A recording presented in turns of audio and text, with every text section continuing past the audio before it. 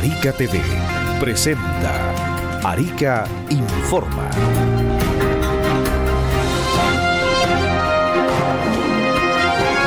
¿Cómo están? Bienvenidos a las noticias. Las lluvias estivales provocaron aumento de caudal de todos los ríos de la región.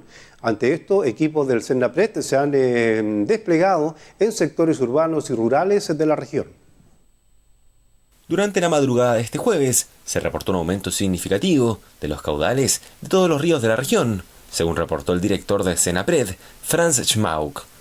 Estos caudales estuvieron dentro de los límites de seguridad, pero en el caso del río San José, hubo un aumento mayor que generó una alerta roja técnica decretada por nuestro servicio, pero sin inconvenientes para las personas, indicó la autoridad.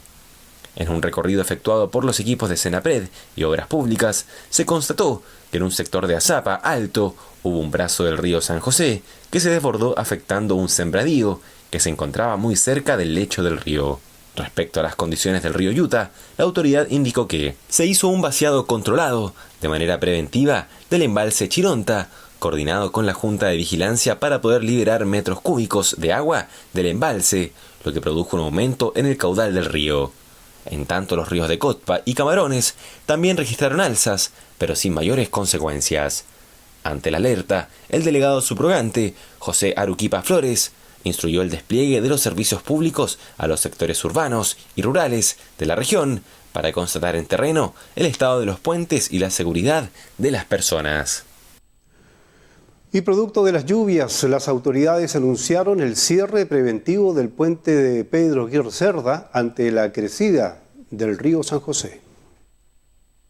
Debido a la crecida del río San José y los daños provocados por efectos de los golpes de agua, producto de la crecida del caudal, el acceso al puente Pedro Aguirre Cerda será cerrado temporalmente.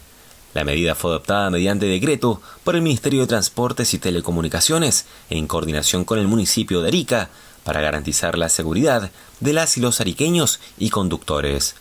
Se insta a la comunidad ariqueña y a los conductores a priorizar las vías alternativas durante el periodo de cierre del puente, las que serán debidamente señalizadas. Asimismo, se hizo un llamado a los peatones a transitar con precaución por el sector, considerando los daños que ha sufrido la infraestructura del puente debido al desgaste provocado por los golpes de aguas del río San José. Los cortes se producirán en Pedro Aguirre Cerda, a la altura de calle Imperial, y por Carlos Pessoa Vélez, a la altura del pasaje Guayatire. Se mantendrá informada a la población sobre cualquier novedad relacionada con esta situación, así como sobre la reapertura del puente Pedro Aguirre Cerda, una vez que las condiciones lo permitan, aseguraron desde el ente municipal. Y la Fiscalía de Arica obtuvo prisión preventiva de una imputada que participó en el violento homicidio de una mujer al interior de su domicilio. Tras una ardua investigación que inició en el año 2019 y que no ha cesado hasta la fecha, la Fiscalía de Arica formalizó y obtuvo la prisión preventiva de una mujer de nacionalidad boliviana, imputada por el delito de homicidio simple, luego que durante el mes de septiembre de ese año, junto a otro individuo, asesinaran de múltiples puñaladas y golpes a una mujer de 47 años de edad al interior de su domicilio en la población Las Vizcachas de la ciudad. Después de perpetrar el crimen, la pareja abandonó el territorio nacional y se encontraban prófugos hasta que se produjo la detención de la mujer cuando se ingresó nuevamente al país. La indagatoria permitió establecer que la tarde del 20 de septiembre, la pareja de imputados, quienes habían estado trabajando para la víctima, ingresaron a su domicilio ubicado en calle Fortunato Valencia y procedieron a atacarla. En ese contexto, la víctima resultó con diversas lesiones en el cuello y tórax, atribuibles a un elemento cortopunzante, además de golpes en distintas partes de su cuerpo, lo que provocó la muerte en el lugar. Ambos individuos permanecieron prófugos hasta la jornada del pasado miércoles, cuando se detectó a la imputada haciendo ingreso nuevamente a Chile a través del paso fronterizo Chungará, concretando su detención. Ella fue formalizada por el delito de homicidio y luego de ello se solicitó la prisión preventiva, la cual fue otorgada por el tribunal, y dado que existen todavía ribetes de la investigación que deben ser analizados y desarrollados, se otorgaron 90 días de investigación. Y la Policía de Investigaciones realizó diversas fiscalizaciones a extranjeros en la comuna. En el marco de sus funciones, Detectives del equipo de control operativo migratorio establecieron que en las inmediaciones del Hotel St. Gregory, que actualmente se encuentra en situación de abandono, existía una gran cantidad de individuos, de los cuales se desconocía su procedencia y que eventualmente se podría tratar de un foco de delincuencia.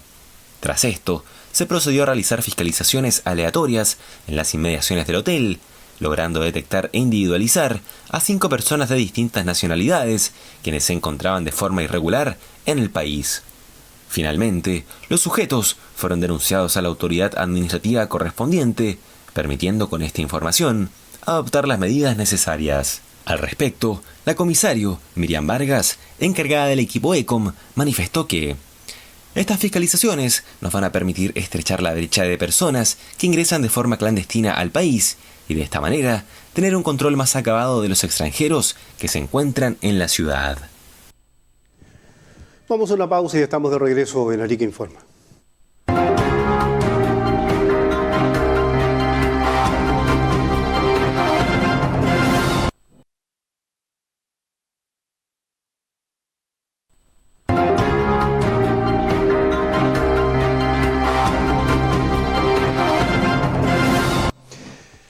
Estamos de regreso en Arica Informe. Está con nosotros el senador José Miguel Durana Semir. ¿Cómo está, senador? Gusto de saludarlo.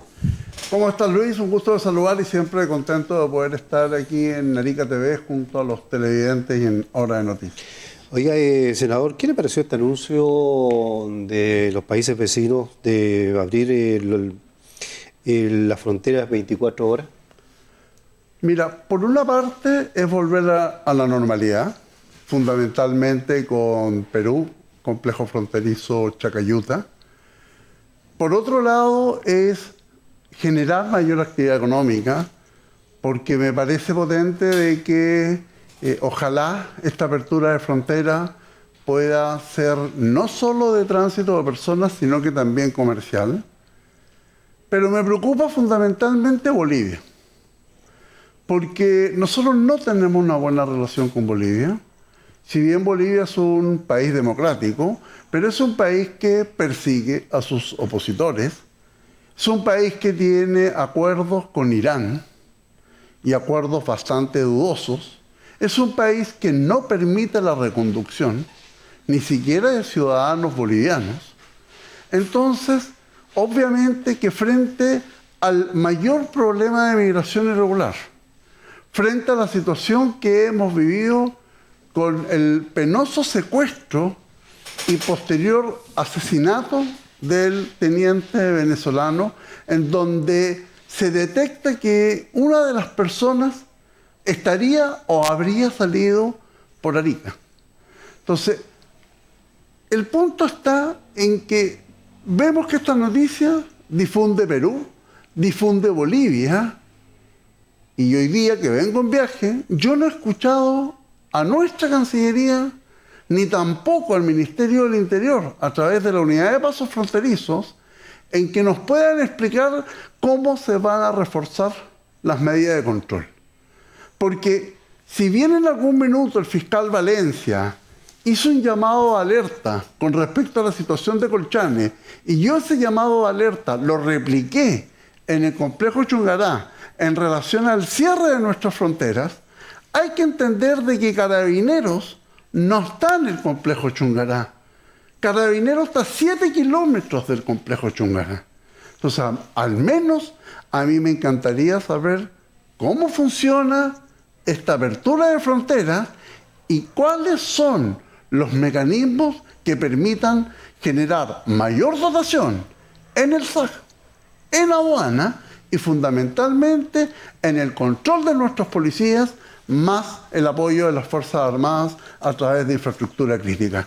Esa es mi posición y en la cual obviamente junto a la senadora Ensberger de la región de Tarapacá hemos oficiado a Cancillería y al Ministerio del Interior y fundamentalmente a Cancillería porque hace rato que Cancillería no está en los grandes problemas país. No está en el convenio con Venezuela, en ese convenio de las policías, no está en la apertura de fronteras y el delegado de Cancillería que existía. Aquí en nuestras regiones había un embajador delegado de Cancillería, no puede ser que funcione desde Santiago. Bueno, a propósito de Tarapacá, tuvo una reunión en la Comisión de Unidades de Defensa y Seguridad Pública del Senado. Sí, a partir de mi incorporación en la Comisión de Seguridad del Senado, hemos sido convocados, fue una sesión secreta que se enmarcó fundamentalmente, primero, en conocer el plan de infraestructura crítica y segundo, en saber cómo se van a implementar de mejor forma el trabajo con nuestras policías a través de Carabineros de Chile y la Policía de Investigaciones. Obviamente que los detalles no los puedo entregar, pero sí puedo dar las garantías de que nuestras Fuerzas Armadas están desarrollando de la forma más profesional en torno a este plan, a este programa que se desarrolla entre las regiones de Antofagasta, Tarapacá y Arica, Parinacota. Y quizás lo que uno debiese velar es porque esta acción de las Fuerzas Armadas, acompañada o fortaleciendo la acción que realiza Carabineros de Chile y la Policía de Investigaciones, obviamente se fortalezca con voluntad política. ¿Y qué significa la voluntad política? En que los 23 proyectos que están aprobados en materia de seguridad, cómo están funcionando y si son efectivos en el apoyo y en el control que necesitan nuestras fuerzas de seguridad y nuestras fuerzas armadas en el control de la frontera y en el manejo de la seguridad. Y por otro lado, cómo existe esta interconexión que naturalmente se tiene que generar para que proyectos como el de inteligencia y proyectos como el reglamento del uso de la fuerza, en donde expresamente le hemos manifestado a la ministra del Interior, señora Carolina Toá, que cómo van a generar un proceso de regulación del uso de la fuerza si la persona es extranjera, si la persona es migrante, si la persona es LGTB. Es decir, el delincuente es delincuente. Y una persona que tiene desprecio a la vida y que está dispuesto a disparar y que está dispuesto a matar, tú tienes que rápidamente tomar decisiones y esas acciones tienen, a mi juicio, se llama voluntad política de la acción y fundamentalmente del respaldo que nosotros tenemos que darle a nuestras fuerzas de seguridad en el cumplimiento de su deber y fundamentalmente en la protección a nosotros, porque la labor que ellos están haciendo es detener o eliminar al delincuente, que ese delincuente está disponible para hacerle daño a ellos y por supuesto a nosotros los civiles. Tuvo una reunión también, senador, con los ejecutivos de la empresa Aguas del Altiplano. ¿Cuál fue el tenor de esta reunión? Hace un tiempo que yo estoy participando en la mesa de socavones del gobierno regional y la región de Tarapacá y fundamentalmente Alto Hospicio ha logrado generar una acción mucho más definida en torno a la forma en que se enfrenta la emergencia y se enfrenta la regulación que permite obviamente atender este problema de socavones que se produce con suelos salinos. Alto Hospicio tiene un suelo salino que es sobre el 50%. En nuestra región nosotros tenemos dos sectores claramente definidos. Primero, que es el sector sur, que está en el sector de caminos a las pesqueras, el Mundo Flores, que tiene un 35% de composición de suelo salino. Y después el sector norte, que tiene más baja cobertura, que estamos hablando entre un 15 a un 18%. Y ellos han logrado, junto con el gobierno regional y el serbio, generar dos acuerdos que son sumamente importantes.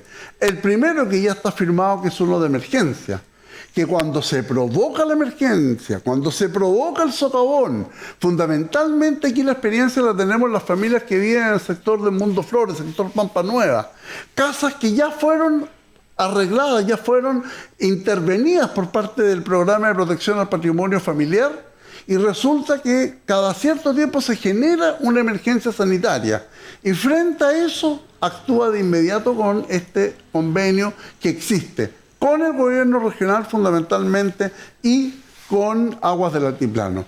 Y el otro es un convenio de pavimentación que es tan simple que donde vaya a pavimentar el gobierno regional, que es el que pone las plata, junto con Servio, primero se pone de acuerdo con Aguas del Altiplano para que hagan los recambios de cañería, de colectores, sectores y luego después se intervengan. Sí, pues ya tenemos cortes en varias partes. ¿Cuántas veces hemos visto que se pavimenta y luego se rompe?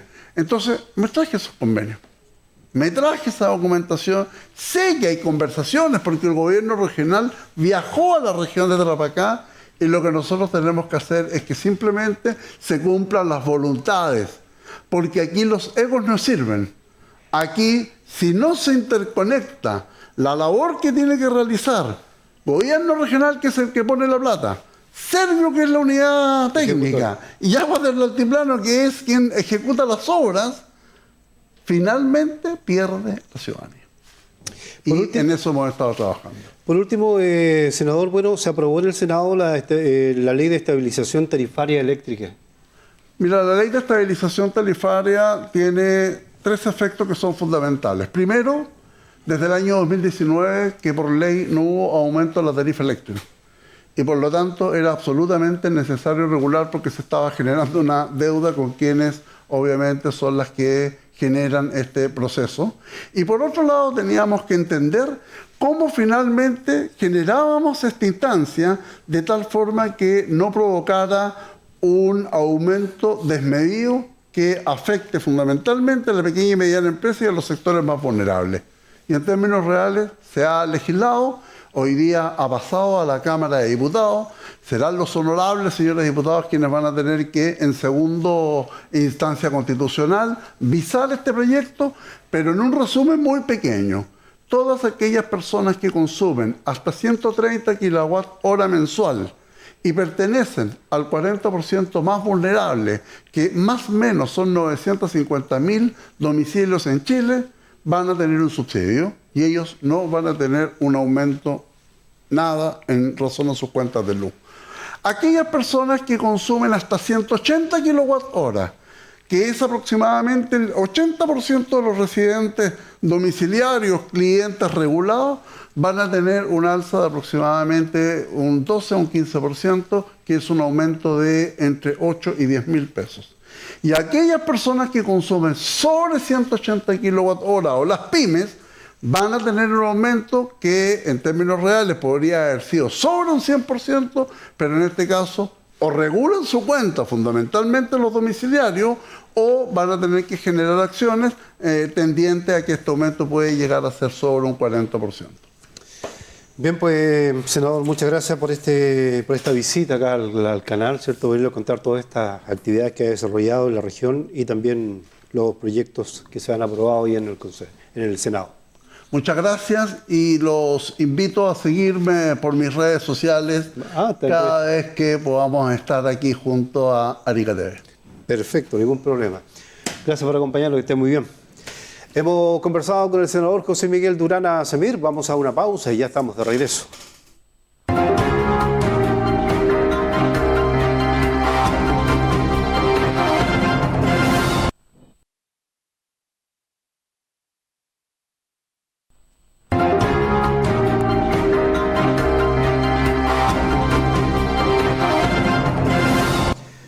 Regresamos a Arica Informa junto al diputado Enrique Lee Flores. ¿Cómo está, diputado? Gusto saludarlo. Muy buenas noches. Muy bien, gracias. Diputado, bueno, hemos estado hablando, lo conversábamos también con el senador hace poquito rato, sobre el tema de este anuncio que han hecho los países vecinos, ¿no? Sobre la apertura de las fronteras las 24 horas. ¿Cuál es su opinión respecto a esto? Porque no hemos conocido todavía nada de parte del gobierno. Sí, no muy claro. No, a ver, sí lo hemos conocido. Hay declaraciones públicas de autoridades de gobierno en relación al tema. Y esta apertura a partir de la mitad del mes de mayo, de ahí para adelante, ya apareció incluso en medios de comunicación internacionales. Mire, Luis, el día martes oficié vía Cámara de Diputados a el Servicio Nacional de Aduanas, al Servicio Agrícola Ganadero, a las policías, a la autoridad sanitaria, en relación a si ha habido una inversión en infraestructura, dotación y tecnología que permita dar sustentabilidad a este anuncio. Porque si no, vamos a quedar en el anuncio y anuncios de muchas cosas que no se cumplen. Porque ¿Cómo vamos a abrir una frontera si antes no había una inversión potente? Voy a esperar esa respuesta, pero ya he indagado sobre algunos anuncios y los anuncios de inversión son para este año, es decir, se va a abrir y se ha anunciado la apertura de la frontera 24/7 y las inversiones, al parecer, aún no se hacen, lo cual es un despropósito y yo llamo al gobierno a ser más serios con esta política de anuncios, porque el tema del descontrol migratorio y un control inadecuado de nuestras fronteras está colocando a Chile en un serio riesgo. De más está decir lo que pasó con este militar venezolano que fue secuestrado y posteriormente asesinado y aún no sabemos qué pasó con él. La verdad es que prefiero esperar la respuesta del Ejecutivo, del Gobierno, pero desde ya me parece que sería una irresponsabilidad tremenda anunciar estas cosas sin antes haber invertido y haber preparado. Si no tienes más dotación, si no tienes dónde dejar a ese personal, mejor infraestructura, y si no hay tecnología, estos anuncios son, la verdad, letra muerta. Bueno, en la última reunión que tuvo el presidente con todo su equipo de trabajo, dijo, este año, dijo, estos 2 años no más anuncios y vamos a trabajar, dijo, por inauguraciones y por entregar los proyectos que corresponden y no más. Fue lo que dijo el presidente. Eso lo dijo hace como una semana atrás. Sí, bueno, yo no quiero desaprovechar esta oportunidad para celebrar, conmemorar, acompañar y a las mujeres en su Día Internacional de la Mujer. La acompañamos a las ceremonias que nos han invitado el gobierno. El Servicio de Aduanas hizo una con el Servicio Nacional de la Mujer, luego también acompañamos una el 21 de mayo, que estaba la Seremi de la Mujer, organizada también por el gobierno interior. Y las acompañamos perfectamente y agradezco la invitación. Me hubiera gustado haber visto también más autoridades, por cierto. Pero, ¿sabes, Luis? A mí se me produce y se me produjo esta mañana un profundo contrasentido de escuchar tanto discurso por autoridades de gobierno en favor de la mujer, en la reivindicación de los derechos de la mujer, sobre todo los derechos laborales, su derecho al trabajo.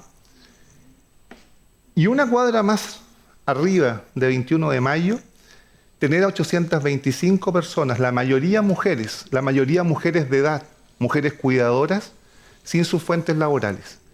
Era un cortocircuito, era un contrasentido. Era realmente muy impactante ver estas dos realidades. Parecía entonces estar en dos países. Uno con autoridades que hablaban, por ejemplo, de un gobierno feminista, lo escuché en todas las ceremonias de esta mañana, y aquí en la plaza que está justamente debajo de este canal, ver a gente, mujeres, una olla común, con una olla común, sufriendo un drama, sufriendo incertidumbre, sufriendo hambre, y con autoridades que todavía no dan soluciones. Este problema viene del 1 de enero, el problema de no entregarle la remuneración a estas mujeres. Pero el error se produce en agosto de este año. Yo he participado de la problemática porque las dirigentes nos lo hicieron saber y nos pidieron ayuda. Normalmente actuamos así por activación. Pero ya lo conocemos bastante bien. Y ya conocemos varios detalles. Hemos oficiado a Contraloría esta semana, al Ministerio del Trabajo, a la Delegación Presidencial y, por cierto, al Gobierno Regional. Y yo tengo que ser muy responsable con lo que voy a decir, como siempre lo he hecho, y por eso lo voy a hacer con fundamento. A estas alturas, Luis, en que ya ha pasado más de 2 meses y vamos a completar 3, sin ninguna solución cercana, de verdad que yo siento que esto está siendo algo premeditado, algo que se buscó. ¿Y por qué pienso esto? Porque se me hace muy difícil pensar, ahora ya conociendo todos los errores que así se han manifestado, administrativos, que estos no se hayan subsanado en su oportunidad. Estamos hablando de agosto, tenían hasta diciembre para haberlo subsanado. Porque además siendo tan grave el problema, son 825 familias para una región de 250.000 habitantes, eso es muchísimo. Todavía la autoridad del gobierno no haya manifestado un camino de solución. Porque aquí, esto para que se entienda, este programa de Proempleo está fallido con errores tan importantes y tan graves que yo, de verdad les digo, es muy difícil que se solucione, por lo menos en el corto plazo. Por lo tanto, la solución más clara y práctica es hacer un nuevo programa, algo nuevo, un nuevo camino, el que sea. ¿Quién debiera ser el autor de ese nuevo camino y señalarlo? Bueno, el gobierno. El gobierno a través del delegado presidencial, del Ministerio del Trabajo, de lo que sea, el gobierno. ¿Quién debiera financiarlo? Bueno, en estas actuales circunstancias, el gobierno regional. El gobierno regional, que ojo, el año pasado, el señor gobernador en el Congreso Nacional declaraba que este programa de Proempleo podía sucumbirse, podía finalizar si es que no había más dinero. O sea, ya estaban rebajando el presupuesto. Ya se estaba pensando en eliminar el programa de Proempleo. Ya había una cierta predisposición, por eso que además también le oficié al gobernador regional que aclare esos dichos, fueron en el Congreso. Porque además te lo fundamento en el siguiente sentido. El gobernador declara, si me bajan el presupuesto yo voy a eliminar el programa de Proempleo. Luego llega Arica, el año pasado, y dice, nos bajaron el presupuesto. Y declara que se bajó el presupuesto. Incluso le echó la culpa a los parlamentarios.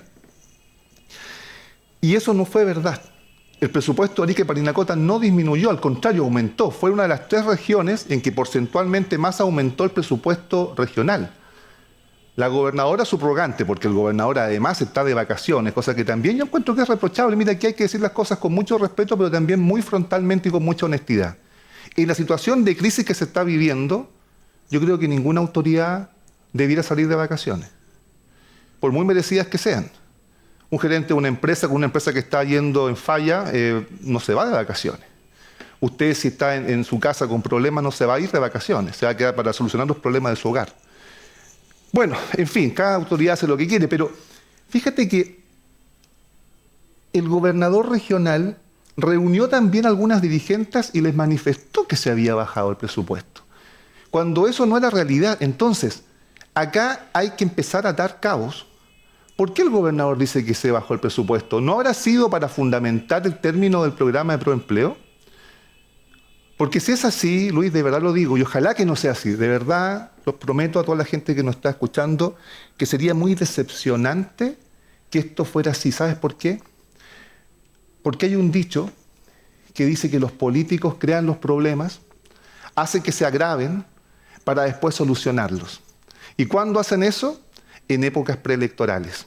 Aparecer como los grandes salvadores de grandes crisis y de grandes dramas que ellos mismos han provocado para ganarse el voto y la atención de la gente. Si eso estuviese ocurriendo con este programa de Proempleo, la verdad es que la podredumbre en la política sería mucho más grave de lo que todos estamos pensando. Vamos a seguir. Tú ves acá que yo estoy lleno de documentos de oficio, documentos que no hemos conseguido. Le hemos pedido a Contraloría que nos haga llegar todas las comunicaciones, todos los correos, todos los oficios, resoluciones y representaciones a la delegación presidencial, Seremía del Trabajo y al gobierno regional para poder esclarecer esto a fondo. Pero antes que eso, un último pedido a las autoridades que tienen en sus manos la solución. Estas 825 familias de este programa, se les dio una esperanza, se les prometió que este programa se iba a cumplir, que estos errores se iban a solucionar y yo, dentro de mis obligaciones parlamentarias, que es fiscalizar actos de gobierno, voy a hacer que esas promesas se cumplan, porque para mí, por lo menos desde mi punto de vista, una promesa es un acto de gobierno. Cuando usted le promete a alguien, sobre todo si es gente humilde, que va a hacer una cosa desde su posición de autoridad, esa promesa ya es un acto de gobierno y su incumplimiento es digno de reproche. Así que vamos a seguir este caso hasta el final y sobre todo vamos a esclarecer y lo más importante, Luis, a mí me gustaría que las personas involucradas, que las personas afectadas, yo sé que están todas esperando su sueldo, su platita, que tanta falta les hace, pero también me gustaría que se detuviesen un poco a pensar cuál es el origen de este problema, porque a mí no me gustaría que ariqueños y ariqueñas estuvieran siendo utilizadas por autoridades inescrupulosas. Bueno, vamos a estar atentos a lo que esté pasando con el tema del proempleo, ¿no? Bueno, dice que el lunes viene el ministro Elizalde, seguramente ahí también vamos a poder conversar con él y hacerle esta consulta, qué pasa con este tema y cuál es la solución que tiene el gobierno. Tengo la mejor impresión del ministro Elizalde, conversé con él en el Congreso. El ministro Elizalde es importante para nosotros los parlamentarios porque es nuestro nexo directo con el resto de los ministros. Conversé también con su asesor y está muy disponible a encontrar una solución. También conversé con los senadores Insulza y Urana, que también están muy disponibles a empujar este carro de la solución. Pero ojo, más allá de esta solución de estos problemas, si lo que nosotros queremos es que no vuelvan a ocurrir, también tenemos que aclararlos hasta el final. Bien, pues muchas gracias, diputado, por acompañarnos, que esté muy bien. Vamos a una pausa, después de conversar con el diputado Enrique Lilla, estamos de regreso.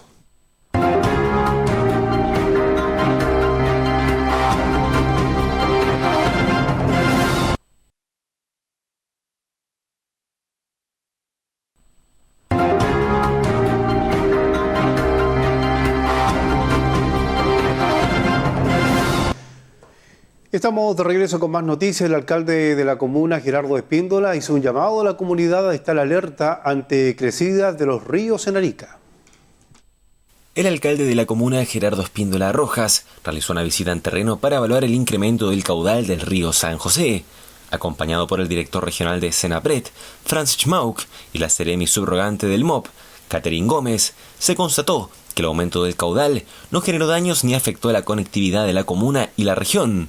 Durante la visita, se hizo un llamado a la comunidad a mantenerse alejada de las riberas del río como medida preventiva. Además, se instó a los residentes del valle a ejercer precaución ante posibles crecidas futuras. Se enfatizó que hasta el momento no se han reportado sectores aislados debido al aumento del caudal. Las lluvias van a seguir y pueden venir nuevos golpes de agua dentro de esta semana. Así que el llamado es especialmente a la gente que vive en el valle a mantener todas las precauciones e informarse con sus comunidades de regantes y Junta de Vigilancia de Aguas y Senapred, concluyó el jefe comunal. Como parte de las medidas de seguridad, los servicios públicos continuarán monitoreando de cerca la evolución del río San José para garantizar la seguridad de los habitantes de la comuna y sus alrededores. Y en el marco del mes de la mujer, las autoridades se rindieron homenaje a mujeres que trabajan con personas en situación de discapacidad. En el marco de la conmemoración del mes de la mujer, la gestión municipal puso de relieve el trabajo que desarrollan las mujeres que lideran agrupaciones de personas en situación de discapacidad. Las dirigentes que trabajan incansablemente y durante todo el año buscan conseguir ayudas técnicas y servicios de terapia ocupacional y rehabilitación física. En la jornada, organizada por la Oficina Comunal de la Discapacidad, fue reconocida por sus 24 años de trayectoria la presidenta de la agrupación Físico-Motrices de Arica, Teodora Condori Mamani. Son mujeres superpoderosas que en su mayoría son cuidadoras de personas en situación de discapacidad o que están postradas con dependencia severa. Hacen un trabajo invisible que no es reconocido por nuestra sociedad y por el Estado. Por eso estos espacios de encuentro y reflexión son importantes, concluyó el alcalde de la comuna, Gerardo Espíndola. Sigue nuestra sintonía, tenemos más informaciones, ahora con Portavoz Noticias.